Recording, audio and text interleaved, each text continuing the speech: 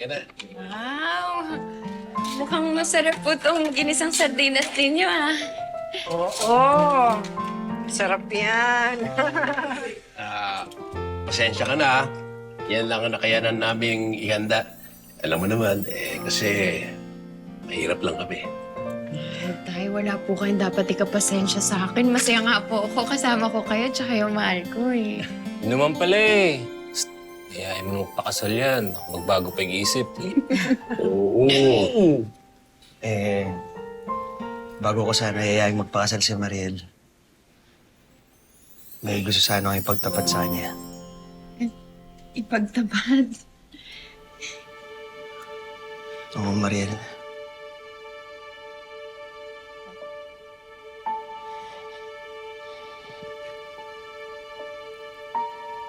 Pasensya na kung ngayon lang ako nagkaroon ng lakas ng loob. Natakot kasi ako na baka iwan mo ang pag nalaman mo eh.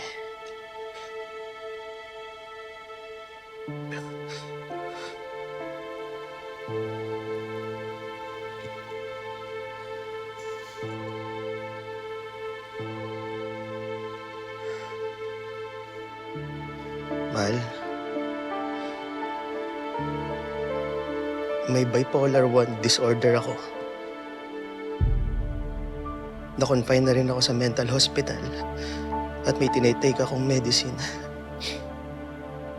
para ma-manage yung kondisyon ko.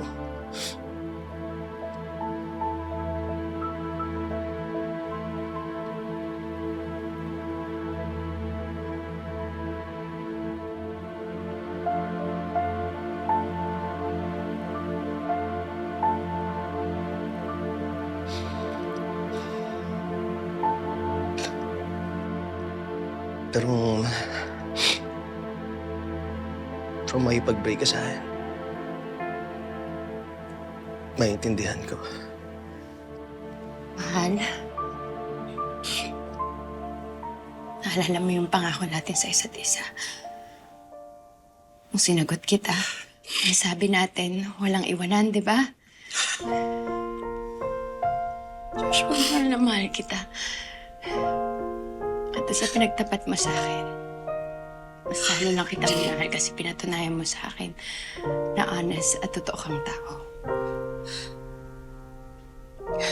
Kaya sa kabila ng lahat. Sa kabila ng lahat, ikaw pa rin ang pipiliin ko. Araw-araw. Mahal na mahal kita, hindi kita susukuan. Okay?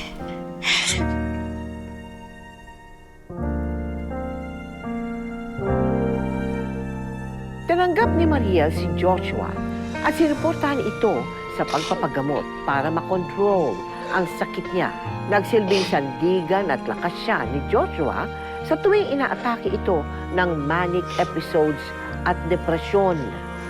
Marami ring tutol sa pagmamahala nilang dalawa, pero sabay silang nakikipaglaban habang patuloy na nagsasakripisyo para sa isa't isa.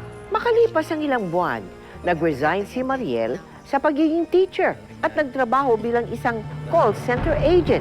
Hindi pabor si Joshua sa desisyon ni Mariel at nagsimula siyang maging insecure, praning at sobrang pagkaseloso. Mahal! Mahal! Ano? Ha? Mahal! Tama na, tama na! Mariel, ano ba nangyari dyan sa boyfriend mo? Napakasiloso! Sa susunod na makita kong kasama mo girlfriend ko, babalik ko like mo! Tama na, Diego. Babalik ko like mo! Sorry. Ano? Halika dito, ano? Tama na, mahal! Huwag ka pala eh! Ano ba? Mahal, ba't ka ba nagkakaganyan?